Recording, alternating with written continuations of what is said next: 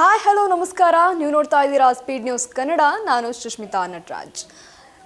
ಕಳೆದ 1.5-2 ವರ್ಷದಿಂದ ರೇಣುಕಾಸ್ವಾಮಿ ಪ್ರಕರಣದಲ್ಲಿ ನಟ ದರ್ಶನ್ಗೆ ಇಲ್ಲೆಲ್ಲದ ಸಂಕಷ್ಟಗಳು ನಿರ್ಮಾಣ ಆಗ್ತಾನೆ ಇದೆ. ಸಂಕಷ್ಟಗಳಂತೂ ದರ್ಶನ್ ಪಾಲಿಗೆ ಕಟ್ಟಿಟ್ಟ ಬುತ್ತಿ ಎನ್ನುವಂತೆ ನಿರ್ಮಾಣ ಆಗ್ಬಿಟ್ಟಿರುವಂಥದ್ದು. ಹೈಕೋರ್ಟ್ನಲ್ಲೇನೋ ಜಾಮೀನು ಸಿಕ್ತು, ಅದಾದ ಮೇಲೆ ಸುಪ್ರೀಂ ಕೋರ್ಟಿಂದ ಆ ಜಾಮೀನು ರದ್ದಾಯಿತು. ಹಾಗಾಗಿ 10 ತಿಂಗಳ ಕಾಲ ಜೈಲಿನಿಂದ ಹೊರಗಿದ್ದಂತಹ ದರ್ಶನ್ ಮತ್ತೆ ಜೈಲಿನ ಪಾಲಾಗುವಂತಹ ಪರಿಸ್ಥಿತಿ ನಿರ್ಮಾಣ ಆಗಿತ್ತು. ಇನ್ನು ಇತ್ತೀಚೆಗೆ ಜಾಮೀನನ್ನ ಕೋರಿ ಸುಪ್ರೀಂ ಕೋರ್ಟ್ ಮೆಟ್ಟಿಲೇರಿದ್ರು. ಆದರೂ ಸಹ ಸುಪ್ರೀಂ ಕೋರ್ಟ್ ಈ ಹಿಂದೆನೇ ಜಾಮೀನನ್ನ ರದ್ದು ಮಾಡಿತ್ತು. ಮತ್ತೆ ಅದೇ ಸುಪ್ರೀಂ ಕೋರ್ಟ್ ಜಾಮೀನನ್ನ ಕೊಡುತ್ತಾ ಎನ್ನುವಂತಹ ಚರ್ಚೆ ಇದೀಗ ಮತ್ತೆ ನಡೀತಾ ಇದೆ. ಈಗಾಗಲೇ ಜಾಮೀನಿನ ಅರ್ಜಿ ವಿಚಾರಣೆ ಆರಂಭವಾಗಿರುವಂಥದ್ದು. ರೇಣುಕಾಸ್ವಾಮಿ ಪ್ರಕರಣದ ಟ್ರಯಲ್ ಕೂಡ ನಡೀತಾ ಇದೆ. ಅದೇ ರೀತಿಯಾಗಿ ಜೈಲಿನಲ್ಲಿ ಯಾವೆಲ್ಲ ಸೌಲಭ್ಯ ದರ್ಶನ್ಗೆ ನೀಡ್ತಾ ಇದ್ದಾರೆ ಎನ್ನುವಂತಹ ಮಾಹಿತಿಯನ್ನ ಇದೀಗ ಸುಪ್ರೀಂ ಕೋರ್ಟ್ ಕೇಳಿ ಅರ್ಜಿ ವಿಚಾರಣೆಯನ್ನ ಮುಂದಿಡಿದೆ. ಇನ್ನು ಇದೇ ಕಾರಣದಿಂದ ಟ್ರಯಲ್ ಕೂಡ ಎಲ್ಲೋ ಒಂದ್ ಕಡೆ ತಡವಾಗ್ತಾ ಇದೆ ಅಂತಾನೆ ಹೇಳ್ಬೋದು. ಇನ್ನು ದರ್ಶನ್ ಸಲ್ಲಿಸಿರುವಂತಹ ಮಾಹಿತಿಯಲ್ಲಿ ದರ್ಶನ್ ಅವರು ಈ ಜೈಲು ವಾಸದಲ್ಲಿ ಯಾವೆಲ್ಲ ರೀತಿಯ ಒಂದಷ್ಟು ವನವಾಸವನ್ನ ಅನುಭವಿಸ್ತಾ ಇದ್ದಾರೆ ಎನ್ನುವಂತಹ ಮಾಹಿತಿಯೂ ಸಹ ಇರುವಂಥದ್ದು. ಯಾವ ರೀತಿ ಇದೆ ಅಂದರೆ, ನನ್ನ ಸಿನಿಮಾ ವೃತ್ತಿ ಜೀವನಕ್ಕೆ ಎಲ್ಲೋ ಒಂದು ಕಡೆ ಈ ಜೈಲು ವಾಸ ತೊಂದರೆ ಆಗ್ತಾ ಇದೆ, ಸಮಸ್ಯೆ ಆಗ್ತಾ ಇದೆ. ಜೈಲಿನಲ್ಲಿ ಯಾವುದೇ ರೀತಿಯಲ್ಲೂ ಸಹ ಸರಿಯಾದಂತಹ ಸೌಕರ್ಯ ಸಿಗ್ತಾ ಇಲ್ಲ. ಹಾಗಾಗಿ ಜಾಮೀನು ನೀಡಿ ಎಂದು ಇದೀಗ ದರ್ಶನ್ ಮನವಿಯನ್ನ ಮಾಡಿಕೊಂಡಿದ್ದಾರೆ. ಇನ್ನು ರೇಣುಕಾಸ್ವಾಮಿ ಪ್ರಕರಣದಲ್ಲಿ ಆರೋಪಿಗಳಿಗೆ ಹೈಕೋರ್ಟ್ ನೀಡಿದಂತಹ ಜಾಮೀನಿನ ಬಗ್ಗೆ ಸರ್ಕಾರ ಸುಪ್ರೀಂ ಕೋರ್ಟ್ನಲ್ಲಿ ಮೇಲ್ಮನವಿಯನ್ನ ಸಲ್ಲಿಸಿತ್ತು. ಮೇಲ್ಮನವಿ ಬಗ್ಗೆ ಕಳೆದ ವರ್ಷ ಆಗಸ್ಟ್ 14ರಂದು ನ್ಯಾಯಮೂರ್ತಿ ಅವರಿಂದ ದ್ವಿಸದಸ್ಯ ಪೀಠ ವಿಚಾರಣೆಯನ್ನ ನಡೆಸಿತ್ತು. ಬಳಿಕ ಜಾಮೀನನ್ನ ರದ್ದು ಮಾಡಿ ಆದೇಶವನ್ನು ಸಹ ನೀಡಿತ್ತು. ಇನ್ನು ಆ ಆದೇಶದಲ್ಲಿ ಕೆಲವೊಂದಷ್ಟು ತಪ್ಪುಗಳನ್ನ ಇದೀಗ ಗುರುತಿಸಿದ್ರೆ, ಆ ತಪ್ಪುಗಳು ಯಾವುದು ಅಂತ ನೋಡೋದಾದ್ರೆ, ಮೊದಲಿಗೆ ಹೈಕೋರ್ಟ್ ನೀಡಿದಂತಹ ಜಾಮೀನಿನಲ್ಲಿ ದೋಷವಿತ್ತು. ಜೈಲಿನಲ್ಲಿ ಆರೋಪಿಗಳಿಗೆ ರಾಜ್ಯಾತಿಥ್ಯ ನೀಡಲಾಗ್ತಾ ಇದೆ. ಈ ಬಗ್ಗೆ ಗೊತ್ತಾದ ಕೂಡಲೇ ಜೈಲು ಅಧಿಕಾರಿಗಳನ್ನ ಸಸ್ಪೆಂಡ್ ಮಾಡಬೇಕಿತ್ತು, ಆದರೂ ಸಹ ಮಾಡಿರಲಿಲ್ಲ. ಇದೊಂದು ಲ್ಯಾಂಡ್ ಮಾರ್ಕ್ ತೀರ್ಪು.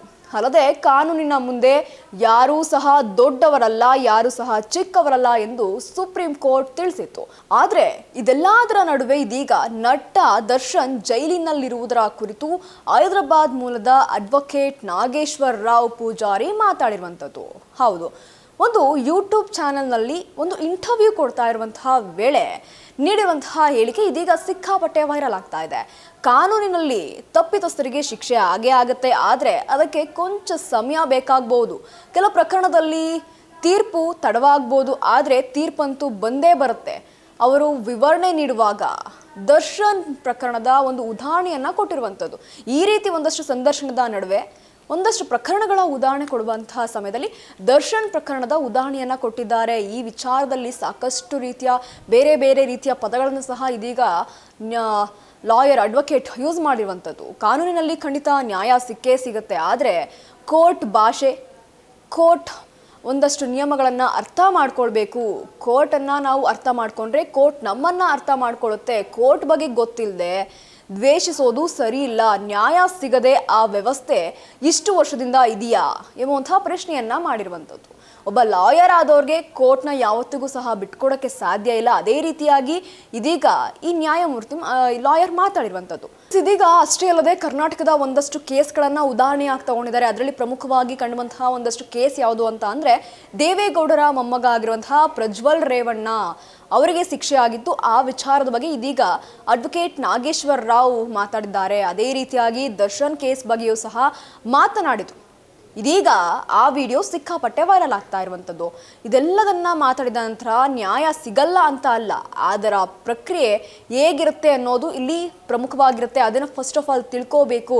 ಪ್ರಕ್ರಿಯೆ ಗೊತ್ತಿಲ್ಲದೆ ವಕೀಲರು ಮತ್ತು ಕೋರ್ಟನ್ನು ದ್ವೇಷಿಸೋದು ಅಥವಾ ದೋಷಿಸೋದು ತಪ್ಪು ಅನ್ನುವಂತಹ ರೀತಿಯಲ್ಲಿ ಮಾತಾಡಿದ್ದಾರೆ.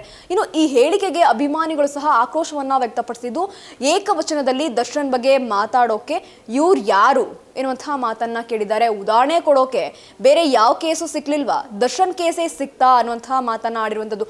ಯಾಕೆ ಅಂದ್ರೆ ಇಲ್ಲಿ ನಾಗೇಶ್ವರ್ ಅವರು ಯೂಸ್ ಮಾಡಿರುವಂತಹ ಪದ ಅಂತಿಂತದಲ್ಲ. ಯಾವ ರೀತಿ ಇದೆ ಅಂತಂದ್ರೆ, ಅವನ್ ಯಾರೋ ದರ್ಶನ್ ಕೊಲೆ ಮಾಡಿ ಇಂದಿಗೂ ಸಹ ಜೈಲಲ್ಲಿದ್ದಾನೆ, ಈ ರೀತಿ ಮಾತನ್ನ ಅವರು ಉಪಯೋಗಿಸಿರುವಂಥದ್ದು. ತಪ್ಪಾಗಿರೋದ್ರಿಂದ ಅಭಿಮಾನಿಗಳು ಸಹ ಎಲ್ಲೋ ಒಂದು ಕಡೆ ಕೆಂಡಾಮಂಡಲವಾಗಿ ಕಮೆಂಟ್ ಮೇಲೆ ಕಮೆಂಟ್ ಮಾಡಿ ಆಕ್ರೋಶವನ್ನ ವ್ಯಕ್ತಪಡಿಸ್ತಿದ್ದಾರೆ. ತಪ್ಪು ಮಾಡೋದು ಸಹಜ ಅನ್ನೋದು ಎಲ್ಲರಿಗೂ ಸಹ ಗೊತ್ತು. ಈಗಾಗಲೇ ಆ ತಪ್ಪಿಗೆ ದರ್ಶನ್ ಅವರು 1.5-2 ವರ್ಷದಿಂದ ಶಿಕ್ಷೆಯನ್ನ ಅನುಭವಿಸ್ತಾ ಇದ್ದಾರೆ. ಆದರೂ ಸಹ ಇಂದಿಗೂ ಸಹ ಟ್ರಯಲ್ ನಡೀತಾ ಇದೆ, ಟ್ರಯಲ್ ಮೇಲೆ ಟ್ರಯಲ್ ನಡೀತಾನೆ ಇದೆ. ಆದರೆ ಯಾವುದೇ ರೀತಿಯ ತೀರ್ಪು ಇನ್ನೂ ಸಹ ಬಂದಿಲ್ಲ. ಈಗಾಗಲೇ ದರ್ಶನ್ ಅವರು ಒಂದಷ್ಟು ಮನವಿಯನ್ನು ಸಲ್ಲಿಸಿದ್ದಾರೆ. ಜೈಲಿನಲ್ಲಿ ಯಾವೆಲ್ಲ ರೀತಿಯ ಒಂದಷ್ಟು ಸಮಸ್ಯೆಗಳನ್ನ ಅನುಭವಿಸ್ತಾ ಇದ್ದಾರೆ, ಒಂದಷ್ಟು ಶಿಕ್ಷೆಗಳನ್ನು ಅನುಭವಿಸ್ತಾ ಇದ್ದಾರೆ, ಇವೆಲ್ಲದನ್ನು ಸಹ ವ್ಯಕ್ತಪಡಿಸಿದ್ದಾರೆ. ಅದು ಅವ್ರ ಪರ್ಸನಲ್ ಲೈಫಲ್ಲಿ ನಡೆದಂತಹ ಒಂದಷ್ಟು ಘಟನೆ ಇದೀಗ ಪಬ್ಲಿಕ್ಗೆ ಅದೊಂದು ಊಟ ಆಗಿಬಿಟ್ಟಿದೆ. ಪ್ರತಿ ಬಾರಿಯೂ ಇದೀಗ ಅಡ್ವೊಕೇಟ್ಗಳ ಸರದಿ ಆಗಿಬಿಟ್ಟಿದೆ. ಎಲ್ಲಿ ಬೇಕಂದ್ರೂ ಆ ಕೇಸ್ ಬಗ್ಗೆ ಮಾತಾಡ್ಬೋದು ಅನ್ನುವಂಥ ರೀತಿ ಆಗಿಬಿಟ್ಟಿದೆ. ಒಟ್ಟಾರೆ ದರ್ಶನ್ ಕೇಸ್ ಇದೀಗ ರಾಜ್ಯ ಅಲ್ಲ, ರಾಷ್ಟ್ರ ಅಲ್ಲ, ಎಲ್ಲ ಕಡೆ ಮಾತಾಡುವಂತಹ ಸುದ್ದಿ ಆಗಿರುವಂಥದ್ದು. ಇದಾಗಿತ್ತು ಈ ಕ್ಷಣದ ಸುದ್ದಿ. ಮತ್ತಷ್ಟು ಅಪ್ಡೇಟ್ಸ್ಗಾಗಿ ನೀವು ನೋಡ್ತಾ ಇರಿ ಸ್ಪೀಡ್ ನ್ಯೂಸ್ ಕನ್ನಡ. ಸುದ್ದಿ ನಿಮ್ಮದು, ವೇಗ ನಮ್ಮದು.